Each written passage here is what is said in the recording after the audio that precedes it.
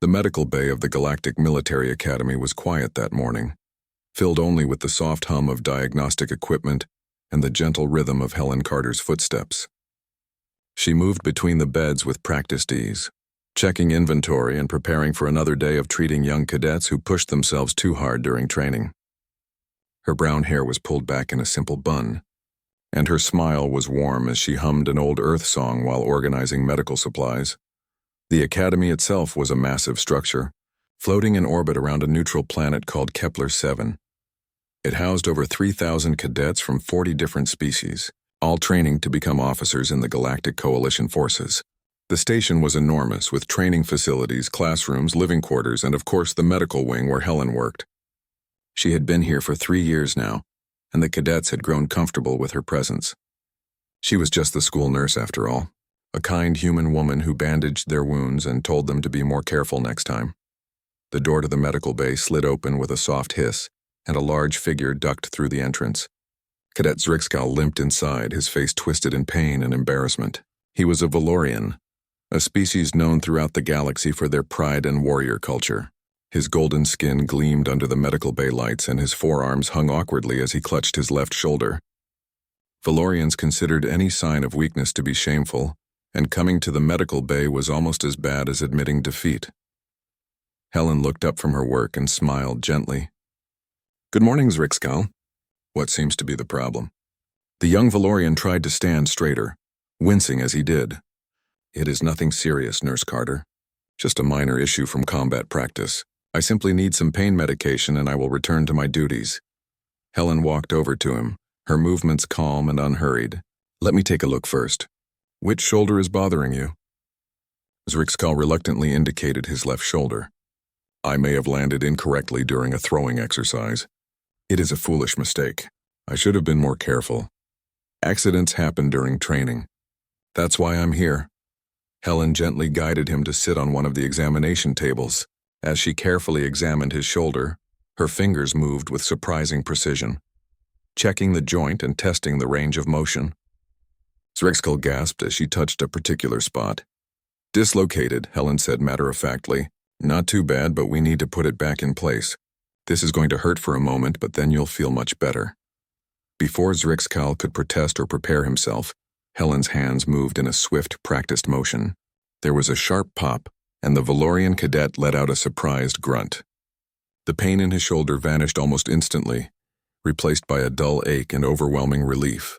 He stared at Helen in surprise. The relocation had taken mere seconds, and she had done it with such efficiency that he barely had time to tense up. "How did you do that so quickly?" he asked, rotating his shoulder experimentally. Helen smiled as she prepared an ice pack. "Practice. I've relocated a lot of shoulders over the years. The key is to be confident and quick. The longer you hesitate, the more it hurts." She handed him the ice pack. "Keep this on for 20 minutes, then come back tomorrow so I can check on it. And next time, remember to roll when you land. It distributes the impact better." Zrixkal nodded, still looking surprised. "Thank you, Nurse Carter. You have my gratitude." As the Valorian cadet left, 3 other figures entered the medical bay. They were regular visitors, though not usually because they were injured. Kesavara was a Thessian, with 4 eyes arranged in a diamond pattern on her face and skin that looked like translucent crystal. She was known for her strategic mind and analytical thinking. Beside her walked Tormak, a massive Kragnor who stood over 8 feet tall with thick gray skin and powerful muscles. Despite his intimidating appearance, he was gentle and thoughtful. The third member of their group was Plenix, an Avaros with delicate wings folded against her back and bright, curious eyes that seemed to notice everything.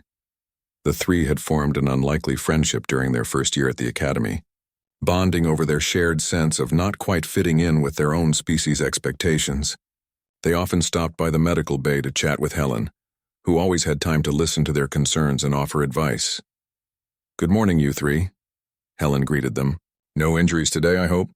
"No, ma'am," Kesavara replied, her voice having a musical quality common to Thessians. "We just finished morning exercises and thought we would stop by to say hello." Helen gestured for them to sit. "Well, I'm always happy to see friendly faces. How is your combat training going?" Tormak rumbled a laugh, his deep voice echoing slightly in the medical bay. Plenix keeps beating me in tactical simulations. It is humiliating for a Kragner to lose to someone half his size. Plenix's feathers ruffled with pleasure. Size isn't everything in combat. Strategy matters more. As they chatted, Helen reached for a medical scanner on a high shelf. Her sleeve rode up as she stretched, revealing a section of her forearm. Plenix's sharp eyes caught sight of something unusual. The skin on Helen's arm was marked with strange scarring, patterns that looked like they had been burned into the flesh. The scars were old and faded, but they covered a significant area of her forearm. "Nurse Carter," Plenix said hesitantly. "What happened to your arm?" Helen glanced down at her exposed forearm, and for just a moment something flickered in her eyes, something hard and distant. Then her warm smile returned and she pulled her sleeve back down. "Oh, that's from an old accident. Nothing to worry about. It happened a long time ago." "It looks painful," Plenix pressed gently. "How did it happen?" Helen's smile remained, but her tone became firmer. "Just one of those things that happens in life. We all have our scars, don't we?" She changed the subject smoothly. "Now tell me more about these tactical simulations. What strategies are you using?" The three cadets exchanged glances. Helen's deflection had been polite but absolute. The topic was clearly closed. They continued their conversation, but Plenix couldn't stop thinking about those scars. They hadn't looked like accident scars. They looked deliberate, like a pattern, like something from a weapon. After the three friends left the medical bay, they walked together toward their next class. None of them spoke for a few moments until Kesavara broke the silence. "Did you notice how she moved when she was treating Zrixkal?" the Thessian asked quietly. "That wasn't the movement of a simple nurse. That was precision. Training." Tormak shrugged his massive shoulders. "She has been a nurse for many years. Of course she has experience." "Maybe," Plenix said thoughtfully, her wings twitching slightly. "But those scars on her arm didn't look like an accident. They looked like burn patterns from an energy weapon. I've seen similar marks on veterans who visit my family's medical clinic back home." Kesara's four eyes narrowed in thought. "That is an interesting observation, but why would a human nurse have combat scarring?" "Maybe she worked in a combat zone," Tormak suggested. "Medical personnel sometimes serve in dangerous areas." "Perhaps," Kesavara said, but her analytical mind was already working through the puzzle. There was something about Nurse Carter that didn't quite add up. The way she moved, the confidence in her actions, those old scars. It was probably nothing, just coincidence and their imaginations running wild. But as they entered their classroom and took their seats, all three of them found their thoughts drifting back to the kind human nurse with the mysterious scars. They had no idea that this small observation would lead them to discover a truth far more incredible than any of them could imagine. The weeks following that first observation passed quickly at the academy, but the three friends found themselves paying more attention to Helen Carter. It wasn't intentional at first. They simply noticed things that others overlooked, small details that seemed insignificant on their own, but began to form a pattern when viewed together. The first major incident happened during a station-wide emergency drill. These drills were conducted monthly to ensure everyone knew evacuation procedures and emergency protocols. Most civilians panicked during these drills even though they knew it wasn't real. The blaring alarms and flashing lights were designed to simulate actual crisis conditions, and they were quite effective at causing stress. Kesavara happened to be near the medical bay when the drill began. The alarms started their loud wailing and red lights flooded the corridors. Most of the medical staff immediately showed signs of stress, rushing around frantically and bumping into each other as they tried to remember their assigned positions. But Helen moved through the chaos like a calm center in a storm. She didn't rush. She didn't panic. Her voice remained steady as she called out instructions, organizing the medical staff into efficient teams. She established triage stations in under 2 minutes, assigned roles with perfect clarity, and created a clear chain of command. Her movements were economical and precise, never wasted. Kesavara watched in fascination as Helen transformed the panicking medical bay into an organized emergency response center. Section 3. Prepare for incoming casualties, Helen called out. Section 1. I need you to secure additional supplies from storage. Section 2. Establish communication with the command center and get me a status report.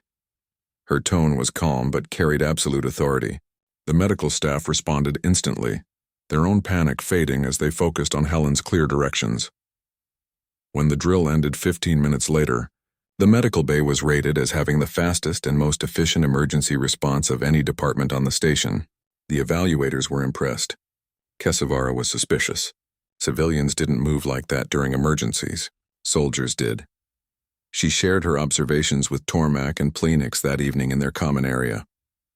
The three friends sat around a small table, their homework forgotten as they discussed the mysterious nurse. "You're reading too much into it," Tormak said, though he sounded uncertain. "Perhaps she has simply participated in many drills." "No," Kesavara insisted, her four eyes gleaming with certainty. "I have seen many drills. Civilians improve with practice, yes, but they never move like that." She commanded that medical bay like a military officer. Every movement had purpose. Every order was precise. That comes from real experience, not drills. Plenix's wings rustled thoughtfully.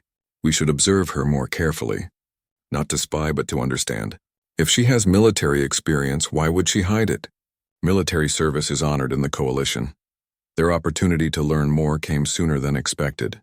During an advanced combat training session, Tormak was paired against a particularly aggressive opponent. The Kragnor was strong, but his opponent was faster and more reckless. During a close-quarters exchange, the other cadet's blade sliced across Tormak's chest, cutting through his training armor and leaving a deep gash in his gray skin. The training was immediately halted, and Tormak was rushed to the medical bay. The wound was serious enough to require surgical intervention. Kesavara and Plenix accompanied their friend, worried despite knowing the medical bay was well equipped to handle such injuries. Helen met them at the entrance, already prepared. She must have received notification of the incoming patient. Her face showed concern but no panic. "Bring him to the surgical suite. I need to close that wound properly." As Helen worked, preparing Tormak for the procedure and administering pain medication, the young Kragnor found himself staring at her hands. They moved with quick efficiency, never fumbling or hesitating. And they were covered in scars. Small white lines crisscrossed her fingers and palms. Some looked like blade cuts. Others resembled burn marks from energy weapons. These weren't the hands of someone who had simply worked in peaceful hospitals. "Nurse Carter," Tormak rumbled, his voice slightly slurred from the medication. "Your hands have many scars." Helen paused for just a fraction of a second, then continued her work. "I've been doing this for a long time. Sometimes accidents happen in medical work. Those look like weapon scars," Tormak said, his medicated state making him more direct than usual. "I have seen similar marks on warriors from my home world."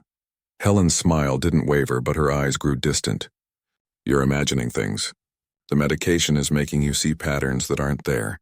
Now hold still while I close this wound. You're lucky it wasn't deeper." After the surgery was completed and Tormak was resting comfortably, Kesavara approached Helen privately. The Thessian's analytical mind had been working through the puzzle for weeks, and she had decided to take a direct approach. "Nurse Carter, I would like to ask you something, and I hope you will not take offense." Helen looked up from her medical reports, her expression friendly but guarded. "Of course, Kesavara. What's on your mind?" "Your personnel file in the Academy database is very limited. It says you transferred from Earth's Medical Corps 3 years ago. But there are gaps in your work history. Several years are marked as classified or simply not listed. For a civilian nurse, this seems unusual." Helen's smile faded slightly. She set down her datapad and looked directly at Kesavara. "Did you access my personnel file without authorization?" "I used my cadet clearance to view staff information. It was not unauthorized, but perhaps it was inappropriate. I apologize if I have overstepped." Kesavara's crystalline skin shifted color slightly, a sign of embarrassment in her species. Helen was quiet for a moment, studying the young cadet. Then she sighed softly. "Kesavara, everyone has parts of their past they prefer not to discuss. Mine happens to have some classified elements because of the nature of certain assignments I had long ago. That doesn't mean there's anything sinister or mysterious about it. It simply means that some information is not relevant to my current position. But the scars, your movements during the emergency drill, the way you handle injuries with such precision, it all suggests military training, not civilian experience." "I've worked in many difficult situations over the years," Helen said carefully. "That kind of experience changes how you respond to emergencies. It doesn't mean I'm hiding some secret identity. It just means I've seen enough to know how to stay calm under pressure. Her tone was gentle but firm, making it clear the conversation was over. Now I have patients to check on. Your friend Tormak needs rest and you should get back to your studies. Kesvara left the medical bay feeling frustrated. Helen's answers were reasonable on the surface, but they explained nothing. They were the kind of responses someone gave when they were carefully avoiding the truth without actually lying. The breakthrough came 2 weeks later during an unexpected visit to the academy. Admiral Cortlan, a famous Valorian general, arrived to give a lecture on advanced combat tactics. He was a living legend, having commanded forces in some of the coalition's most important battles. His presence at the academy was a significant honor, and cadets lined up for the chance to attend his lecture. As part of his visit, the admiral toured the academy facilities. Kesvara, Tormak, and Plenix happened to be in the corridor outside the medical bay when the admiral's tour group approached. They stepped aside respectfully as the decorated officer and his entourage passed by. The admiral glanced into the medical bay as they walked past, a routine look at the facilities. Then he stopped abruptly. His eyes had locked onto something, or rather someone, inside. He turned and entered the medical bay, leaving his surprised escorts in the corridor. The three friends exchanged glances and quietly moved closer to the doorway where they could observe. Helen was organizing supplies, her back to the entrance. The admiral approached her and his voice carried clearly. "Commander Carter, I did not expect to find you here." Helen turned and the three friends saw her expression change.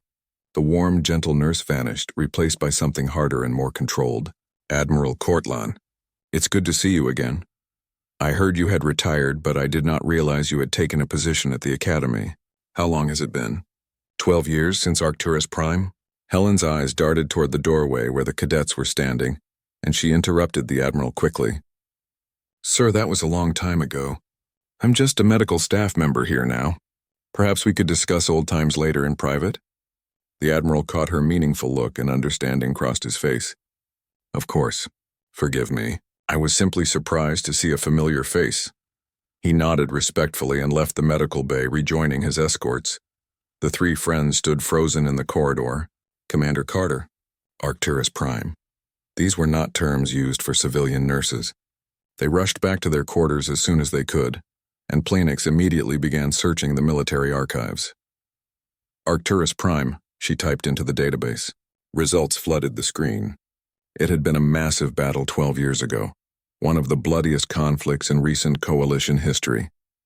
The planet had been under siege for 8 months. Tens of thousands had died. The battle reports were heavily redacted. The confrontation happened on a quiet evening in the medical bay. The three friends had waited until Helen was alone, after the other medical staff had gone to their quarters for the night. They entered together, their determination clear on their faces. Helen looked up from her paperwork and immediately knew why they were there. "Nurse Carter," Kesvara began, her 4 eyes fixed on the human woman. "We need to talk about who you really are." Helen set down her datapad slowly. "I'm the school nurse. You know who I am?" "No," Tormak said, his deep voice gentle but firm. "We know what you pretend to be. We want to know the truth.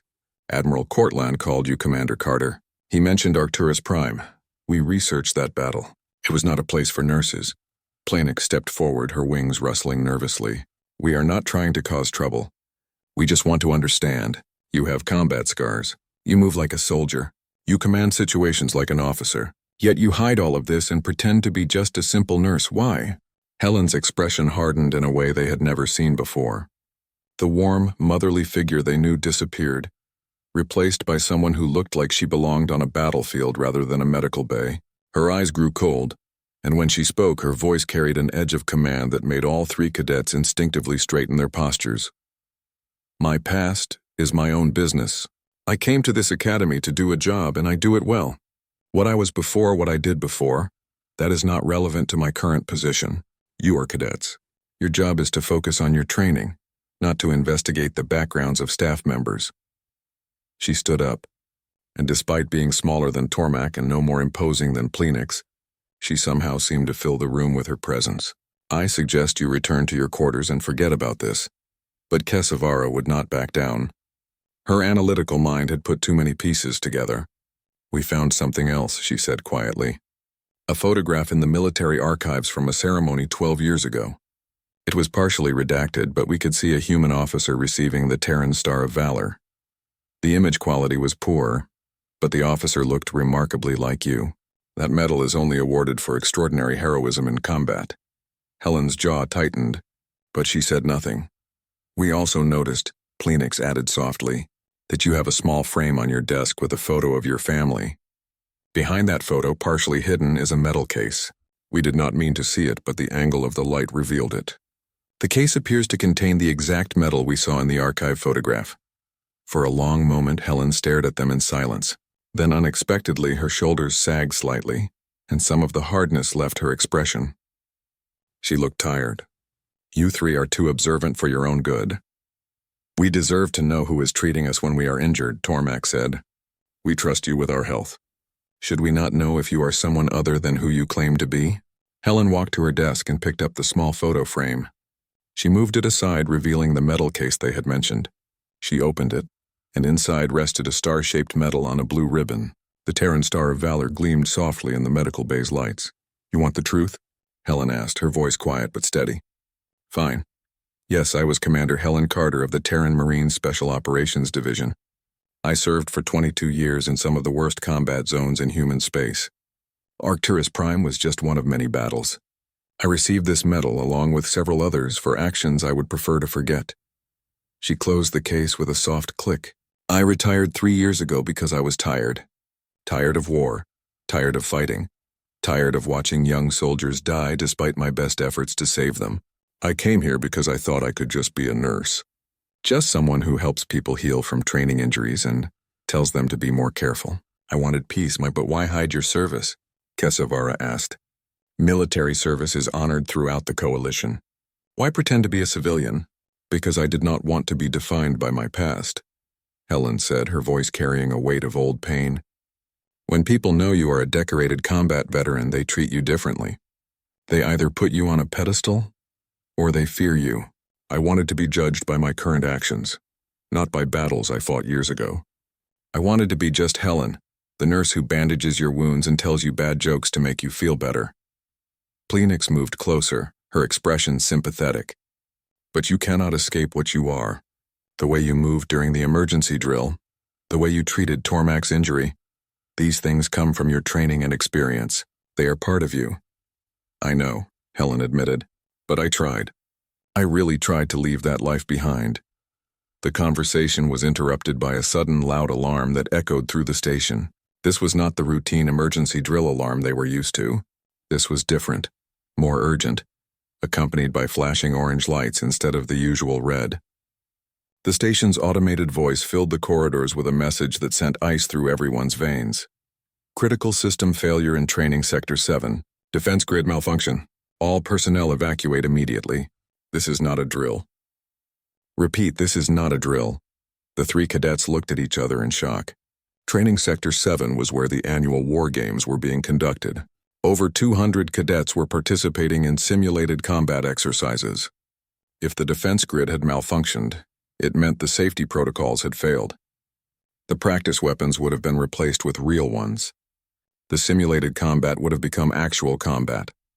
Helen was already moving before the announcement finished. She crossed to a wall panel that none of them had ever noticed before and entered a command code. A hidden compartment slid open, revealing equipment that definitely did not belong in a medical facility. Combat armor, weapons, tactical gear, all stored and maintained in perfect condition. What are you doing? Tormak asked, though part of him already knew the answer. My job, Helen said tersely as she pulled on a tactical vest and checked a pulse rifle with practiced efficiency. Her movements were fast and precise. The movements of someone who had done this thousands of times. The combat instructors are in Section 3. It will take them at least 10 minutes to reach Sector 7. Those cadets don't have 10 minutes. People are going to die if someone doesn't do something right now. She grabbed a sidearm and holstered it, then picked up a medical pack that was clearly designed for combat situations. You three need to get to the emergency shelters immediately. We are trained cadets, Kesavara protested. We can help. No. Helen's voice was absolute. You are students, and I will not risk your lives. Go to the shelters. That is an order. The way she said it left no room for argument. This was not the gentle nurse speaking. This was Commander Carter, and her word was law. The three friends reluctantly headed toward the emergency shelters, but as soon as Helen left, they made a different decision. They could not simply hide while their fellow cadets were in danger. They were training to be officers. Officers did not run away when others needed help.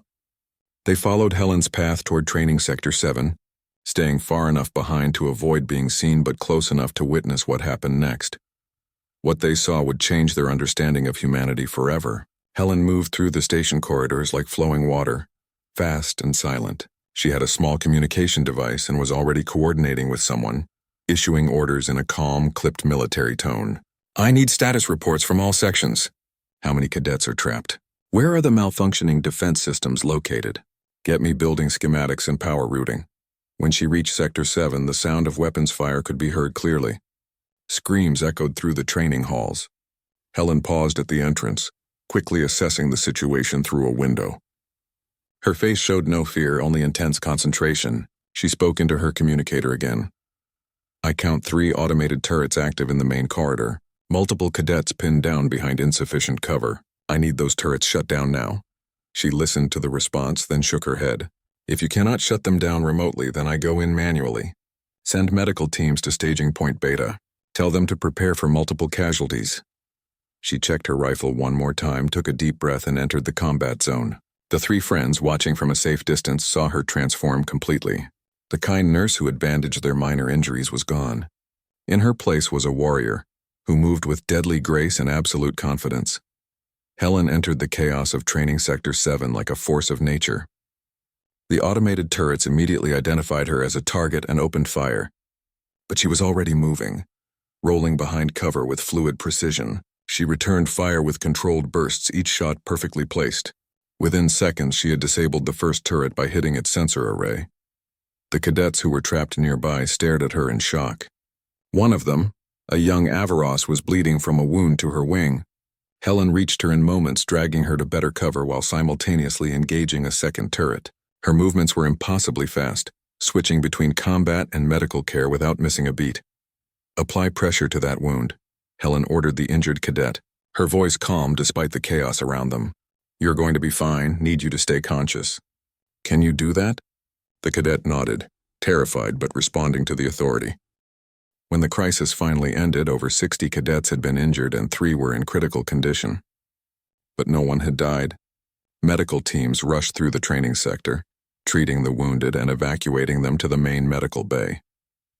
Helen worked alongside them, her tactical vest discarded, back in her role as a nurse. But everyone who had witnessed her actions knew the truth now. The gentle school nurse was someone entirely different. Admiral Cortlawn arrived with the senior command staff, having been summoned when the emergency began. He found Helen in the medical bay, treating a cadet with a severe burn. His expression was grim as he approached her. Commander Carter, the station commander wants to see you immediately, and you need to bring cadets Kesavara, Tormak, and Plenix with you.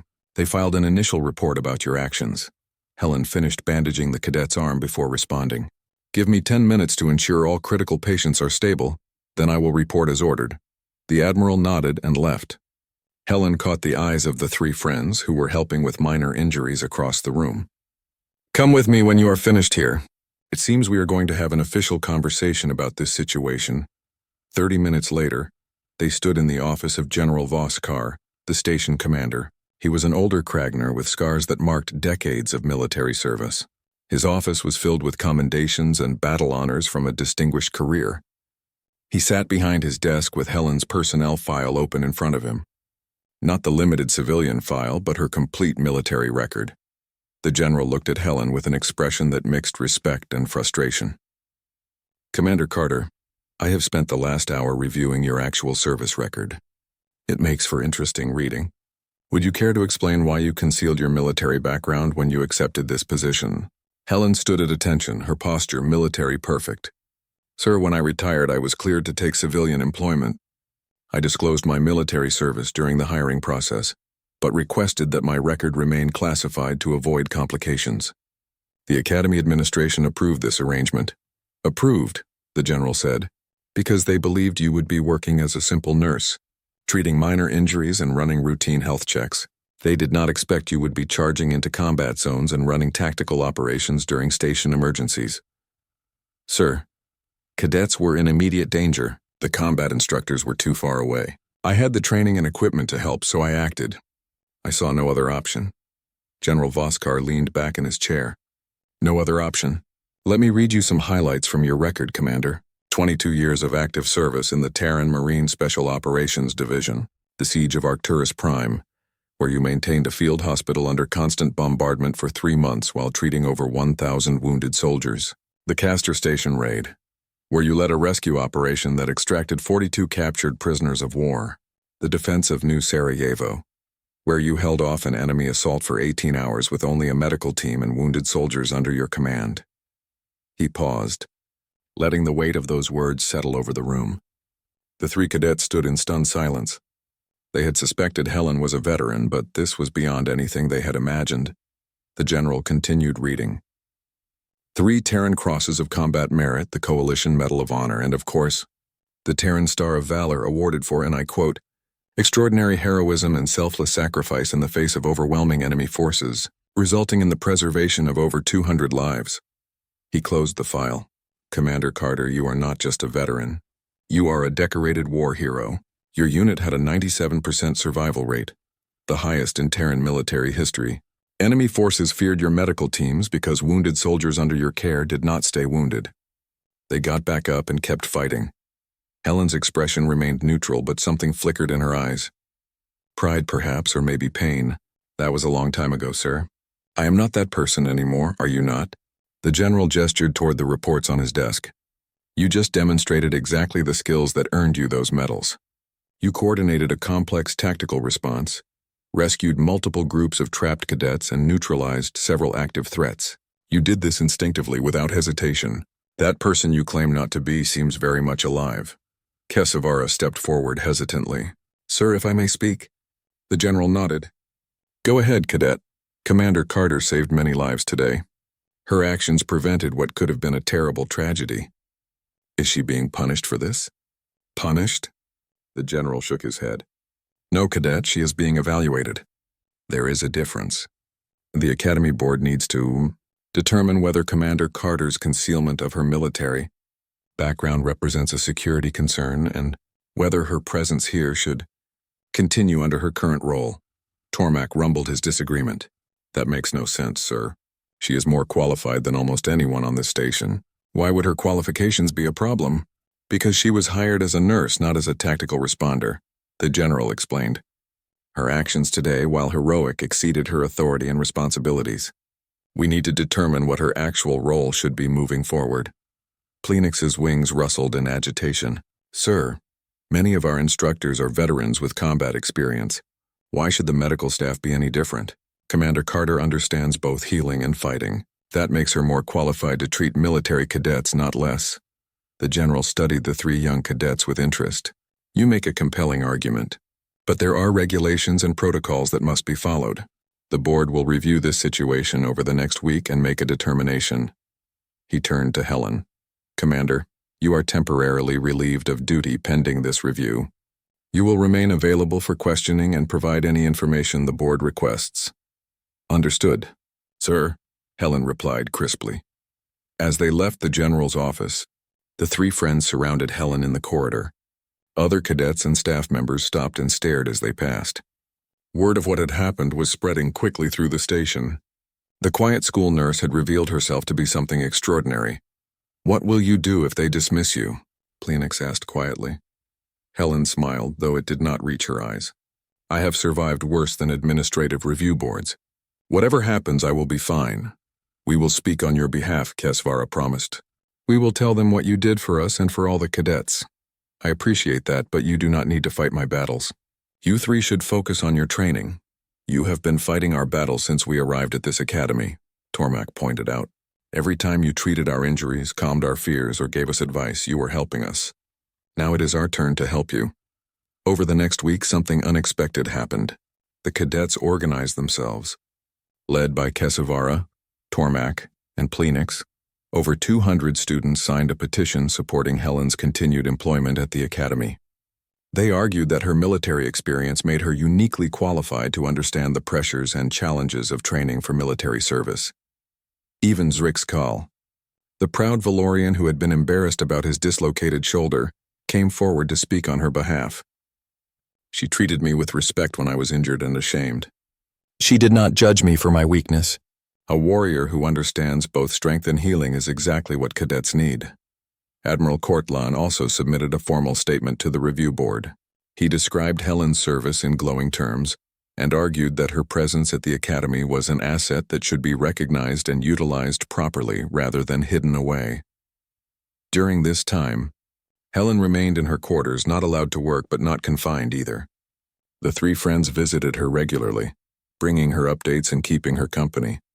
During one of these visits, they asked her about her past, and for the first time, Helen truly opened up to them.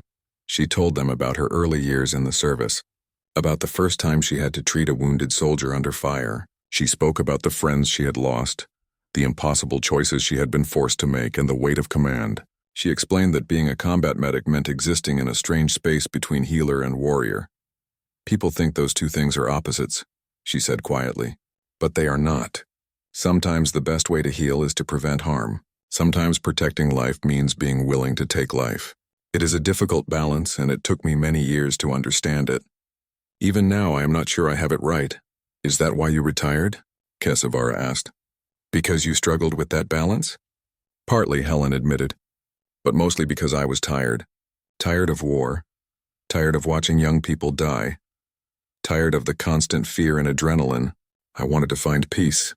I thought if I could just be a nurse at a training academy, I could heal without having to fight. I could help people prepare for challenges without having to face those challenges myself. But peace was not what you found, Plenix observed gently. Helen smiled sadly. No, because the reality is that danger does not disappear just because we want it to. The training sector malfunction proved that. Peaceful places can become dangerous in an instant, and when that happens, we cannot simply wish for peace. We must be prepared to act. So what will you do if the board allows? The general's office was silent as everyone waited for his decision. Helen stood at attention, her face carefully neutral. The three cadets stood beside her, their expressions showing barely contained anxiety. General Vosikar picked up a document from his desk and began to read. The board has determined that your concealment of your full military background, while technically within regulations, was inappropriate given the nature of your position at this academy. However, the board also recognizes that your actions during the training sector emergency saved numerous lives and prevented a catastrophic loss of students. He paused, letting the tension build before continuing. Therefore, the board has decided on the following course of action. You are hereby officially reinstated with your proper rank of commander. Your position at the academy will be restructured to reflect your actual qualifications and experience. You will continue to oversee the medical bay as its director, but you will also develop and teach a new course called Advanced Combat Medical Operations. Helen's carefully neutral expression cracked slightly, showing surprise. Sir, I am honored, but I left active service because I wanted to step away from combat training. And yet, the general said, leaning forward, when combat found you, you did not hesitate. You acted with skill and courage. The cadets witnessed this, and they have requested that you share that knowledge with them, not to glorify war, but to prepare them for the reality they will face after graduation. They will serve in dangerous places. They will face situations where medical personnel must also be fighters. Who better to teach them than someone who has lived that reality? Kesavara spoke up. Sir, if I may add something. Commander Carter once told us that the best warriors are not those who love violence, but those who understand its cost and work to protect others. That is exactly the kind of instructor we need. Someone who can teach us to be both healers and protectors. The general nodded approvingly. Well said, cadet. Commander Carter, the course will be optional for advanced students, but I suspect enrollment will be high. You will teach medical skills and combat tactics, preparing cadets for situations where they must do both simultaneously. The coalition needs more officers who understand that protecting life sometimes requires the willingness to fight for it. Helen took a deep breath and nodded. I accept, sir, though I have one condition. I will teach the truth about combat, not romantic notions or glorified stories. My students will learn about the cost of violence, the weight of command decisions, and the importance of trying every option before resorting to force. That is exactly what we want you to teach, the general confirmed. He stood and extended his hand. Welcome back to active service, Commander Carter. Though I suspect you never really left it. Helen shook his hand, and for the first time in years she felt a sense of rightness about her place in the world. She had tried to run from her past, to be something simpler and less complicated, but her past had found her anyway, and she had responded as she always had, with courage and skill. Perhaps the answer was not to hide what she had been, but to integrate it with what she wanted to be. The news spread quickly through the academy. The quiet nurse who had seemed so ordinary was actually a decorated war hero. Some cadets were intimidated by this revelation, others were excited. Most were simply curious to learn from someone with such extraordinary experience. The three friends, Kesavara, Tormak, and Plenix, were among the first to sign up for Helen's new course when enrollment opened. They arrived at the first class early, eager to see how she would approach teaching. The classroom was set up differently than typical academy courses. It had medical equipment on one side and tactical training gear on the other, symbolizing the dual nature of what they would learn. Helen entered wearing a military uniform rather than her usual medical scrubs. She looked different, more formal, but her smile was still warm as she greeted the 20 cadets who had chosen to take her course. Welcome to Advanced Combat Medical Operations, she began. This course exists because of a simple truth that many military organizations try to ignore. In real combat situations, the line between medical personnel and combatants often disappears. Medics get pinned down by enemy fire. Doctors must defend their patients while performing surgery. Wounded soldiers must protect their caregivers. This course will prepare you for that reality. She moved to the center of the room, her voice growing more serious. But before we begin, I need you to understand something important. This is not a course about becoming better at violence. This is a course about being prepared to protect others when violence finds you. There is a difference, and if you do not understand that difference, you should leave now. No one left. Every cadet in the room was there because they had seen what Helen did during the emergency. They had seen her save lives while simultaneously neutralizing threats. They wanted to learn from her because she represented something rare, someone who had mastered both healing and fighting without losing sight of which one mattered more. Over the following weeks, Helen taught them skills that no other instructor could. She showed them how to perform emergency medical procedures while under fire, using minimal equipment in terrible conditions. She taught them tactical movement and positioning for protecting wounded while evacuating them from danger zones. She trained them in combat efficiency, not to make them better killers, but to make them better survivors who could protect others. But more than practical skills, Helen taught them wisdom. She shared stories from her service, not focusing on victories but on the difficult choices and the lessons learned. She told them about the time she had to decide which of 3 critically wounded soldiers to treat first, knowing she could not save all of them. She described the weight of commanding others in combat and the responsibility that came with every order given. Leadership in combat is about more than tactics, she explained during one lesson. It is about understanding that every decision you make affects real lives. The people under your command are not numbers or tactical assets. They are individuals with families and hopes and futures. When you order someone into danger, you must be absolutely certain it is necessary, and that you have done everything possible to give them the best chance of survival. Zrixkal, who had initially been embarrassed about needing medical care, raised his hand. Commander Carter, in Valorian culture, we are taught that showing concern for survival is weakness. Warriors should be willing to die for victory. How do you reconcile caring about survival with military effectiveness? Helen looked at him thoughtfully. That is an excellent question, and one that many warrior cultures struggle with. Here's my answer. Dead soldiers accomplish nothing. Suicide charges might make impressive stories, but they leave your objectives unaccomplished and your people undefended. The most effective warriors are those who survive to complete their missions and return home. Caring about survival is not weakness. It is wisdom. True strength is not measured by how willing you are to die, but by how effectively you can live and fight to protect what matters. The Valorian cadet considered this carefully, his cultural programming at war with the logic of Helen's words. My people would call that thinking soft. Your people are wrong, Helen said bluntly. And I say that with respect for Valorian warrior traditions. But traditions that waste lives through pointless sacrifice are traditions that need to change. The galaxy does not need more dead heroes. It needs living protectors who are skilled enough and smart enough to survive while defending others. Tormak rumbled his agreement. My Kragner people believe similar things to the Valorians. But I have been thinking about what makes a true warrior. Perhaps it is not just strength and courage. Perhaps wisdom and care for others matter too. Exactly, Helen confirmed. The warriors I respected most during my service were not the ones who charged recklessly into danger. They were the ones who carefully calculated risks, protected their teams, and brought everyone home alive. Those are the warriors who win wars. Those are the warriors who deserve to be called heroes. Planix raised a wing. Commander, you have told us about difficult situations and hard choices, but you have not told us about your victories. Do you ever feel pride in what you accomplished? Helen was quiet for a moment, carefully considering her answer. Pride is a complicated thing. I am proud of the lives I saved. I am proud of the soldiers who trusted me and survived because of that trust. But I am not proud of the killing I had to do, even when it was necessary. I do not celebrate violence, even righteous violence. What I feel is satisfaction that I did my duty, and that I helped people come home to their families. That is enough. The course became one of the most valued at the Academy. Students learned practical skills, but more importantly, they learned perspective. They saw combat through the eyes of someone who had experienced its worst aspects and still chose to serve with honor and compassion. Helen taught them that being a warrior did not mean being brutal or merciless. It meant being strong enough to protect, skilled enough to survive, and wise enough to know when violence was truly necessary.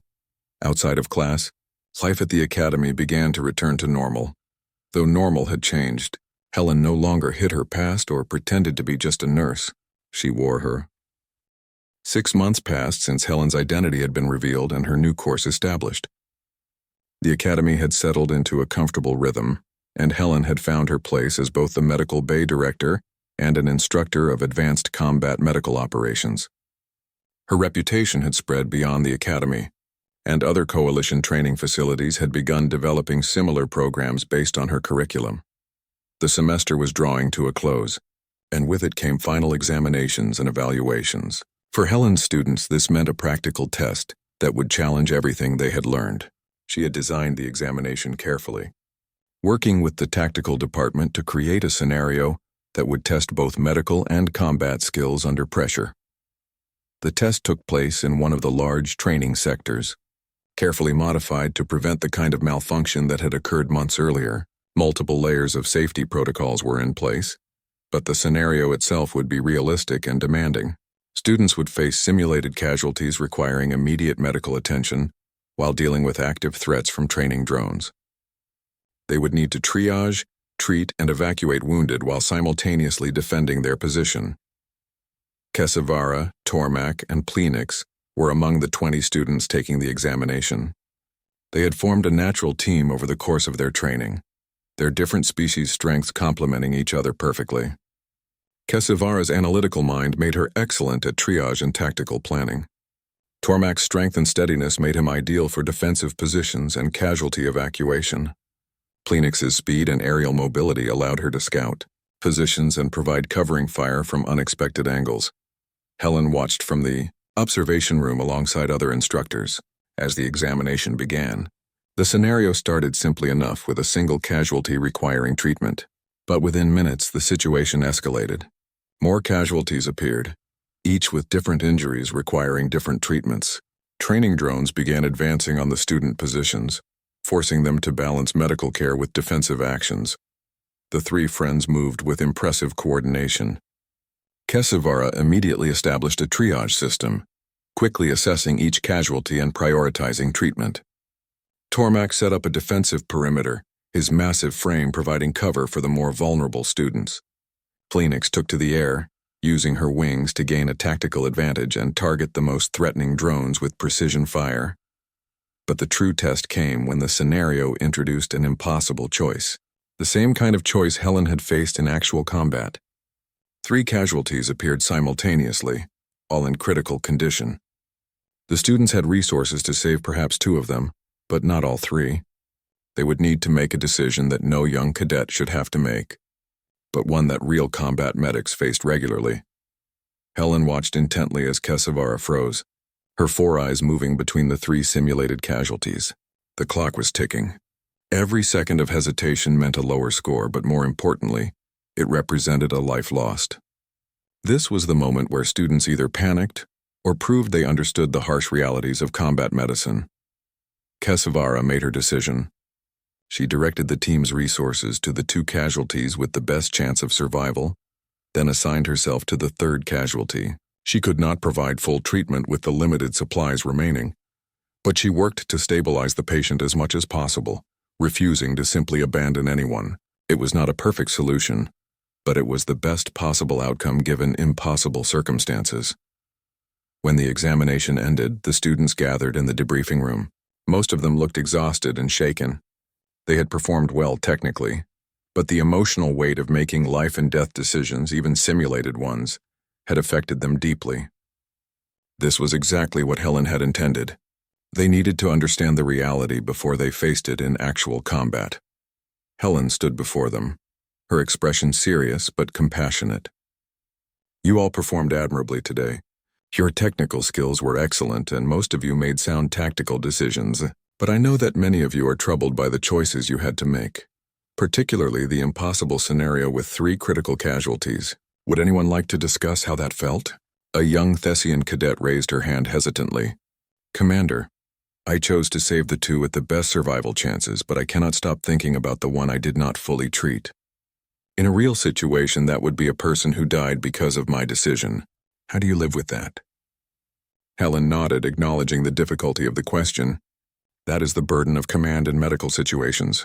You live with it, by understanding that you did everything possible with the resources available. The tragedy is not that you could not save everyone. The tragedy would be failing to save anyone because you froze or panicked. You made a hard choice under pressure, and that choice saved 2 lives instead of losing all 3. That is what we must focus on. Zrixkal spoke up, his voice troubled. But in my culture, choosing who lives and who dies is considered playing at being a god. It is wrong to make such decisions. And yet, Helen responded gently, refusing to make a decision is also a choice. If you do nothing, all 3 die. Is that more moral than actively choosing to save 2? I would argue that it is not. Real morality in combat medicine is not about maintaining moral purity. It is about saving as many lives as possible with the resources you have. Sometimes that means making choices that hurt your conscience. The pain you feel about those choices proves you understand their weight. That pain is what keeps you human and prevents you from becoming callous. Plenix spread her wings slightly, a sign of contemplation in her species. Commander, you have made these kinds of decisions many times in actual combat. Does the pain ever go away? Helen's expression softened. No, it does not. I still remember every impossible choice I made during my service. I still wonder if I could have done something differently. But I also remember the people I saved, the soldiers who went home to their families because I did my job well. Both things exist together, the pain and the pride. You learn to carry both. The debriefing continued for another hour, as Helen helped her students process what they had experienced. This was perhaps the most important part of her teaching. Not the technical skills or tactical knowledge, but the emotional preparation for the realities of military service. Too many young officers entered combat without understanding the psychological weight of command decisions. Helen was determined that her students would be better prepared. After the formal debriefing ended, Kesavara, Tormak, and Plenix remained behind. They had questions that were more personal than what they felt comfortable asking in front of the whole class. "Commander," Kesavara began, "I need to ask you something. During the examination, when I was faced with the 3 casualties, I found myself thinking about what you would do. I tried to make the choice you would make. Was that the right approach?" Helen considered the question carefully before answering. It is natural to think about your teachers and mentors when facing difficult situations. But ultimately, you need to trust your own judgment. I can teach you principles and share my experience, but every situation is unique. You must develop your own decision-making process, your own moral framework. Use what you have learned from me and others, but make it your own. The choices you make must be ones you can live with, not ones you think I would approve of. Tormak rumbled thoughtfully. That is difficult advice. It is easier to follow someone else's path than to forge your own. Easier, yes, Helen agreed. but less authentic. You three are going to be excellent officers someday, but you will not become excellent by simply copying what I did or what any other mentor taught you. You will become excellent by integrating all those lessons into something uniquely yours. Take what works for you, adapt what needs changing, and discard what does not fit your values. What if we make mistakes? Phoenix asked quietly. What if we make choices that we later regret? You will, Helen said simply. Everyone does. The question is not whether you will make mistakes, but how you respond to them. Do you learn from them? Do you try to do better next time? Do you take responsibility rather than making excuses? Those are the things that define a good officer, not perfection, but the willingness to acknowledge imperfection and keep trying to improve. The three friends absorbed this wisdom quietly. Their relationship with Helen had evolved significantly over the past months. She had started as a mystery, become a revelation, and was now something like a mentor and friend combined. They trusted her completely, not just with their physical health but with their development as future officers. As graduation approached, the Academy prepared for its annual ceremony, where cadets would receive their commissions and assignments. Kesavara, Tormak, and Phoenix had all performed exceptionally well in their studies and were receiving prestigious postings. They would be separating after graduation, assigned to different vessels and units throughout the Coalition fleet. This was both exciting and melancholy, as they would miss the daily companionship they had enjoyed. On the evening before graduation, Helen invited the three friends to her quarters for a small private celebration. She had prepared a simple meal featuring foods from each of their home worlds, a gesture that touched